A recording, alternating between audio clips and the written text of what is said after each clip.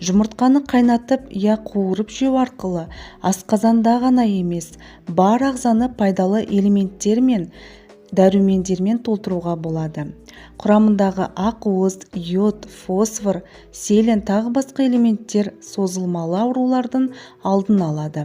Сондай-ақ оның құрамында А, Б, Д, Е дәрумендерінен бастап бас-аяғы 13 дәрумен кездеседі. Жұмыртқада калорий аз. Біз жұмыртқаның құрамында орта есеппен 76 калорий ғана бар, ал майлылығы небәрі 10%. Жұмыртқа ағзадағы холестерин мөлшерін төмендетіп, жүрек, жүйке және онкологиялық аурулардың пайда болуына жол бермейді.